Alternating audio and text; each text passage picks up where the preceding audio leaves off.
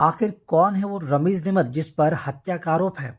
कौन है वो रमीज नेमत जिस पर रोहिणी आचार्य इतनी भड़कती हुई नजर आई और उन पर बदसलूकी का आरोप लगा?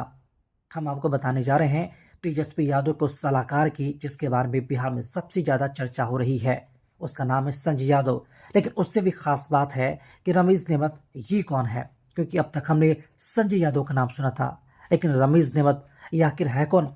दरअसल रमीज नेमत के बारे में जब जानकारी इकट्ठा की गई तो पता चला ये किसी हत्या का आरोपी है और उस पर कई मुकदमे भी चल रहे हैं और इसके सगे संबंधी भी जेल में बंद है।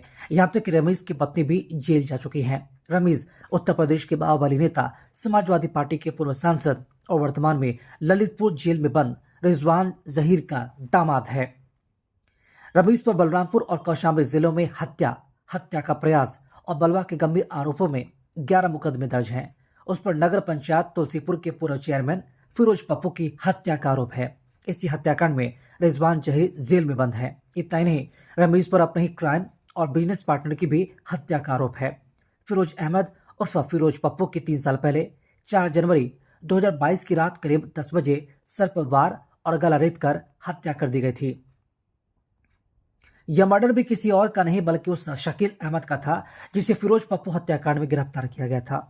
वह 10 महीने तक जेल में रहा और जमानत पर रिहा हुआ तो 7 अक्टूबर 2023 को कौशाम्बी में उसकी हत्या कर दी गई। रमीज नेमत की क्राइम हिस्ट्री को देखें तो उसके खिलाफ हत्या का प्रयास, बलवा, हत्या की साजिश, हत्या, गैंगस्टर एक्ट की धाराओं में दर्ज मुकदमे शामिल है। रमीज नेमत पर 11 जुलाई 2022 को एनएसए भी लगा था, लेकिन बाद में एडवाइजरी बोर्ड की सिफारिश पर इसे रद्द कर दिया गया था।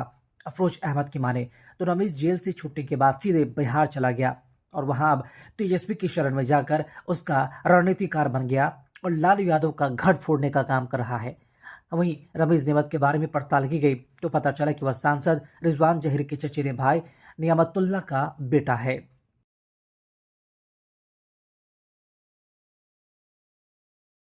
अब ये रमीज नेमत किस हद तक गिर सकता है और किस तरह लालू परिवार को बर्बाद करेगा, ये देखना काफी दिलचस्प होगा। क्या समय रहते तेजस्वी यादव भाप जाएंगे? क्या समय रहते तेजस्वी यादव अपने आसपास के चंदों को घर से बाहर निकालेंगे या फिर अपना घर फूटते हुए देखेंगे?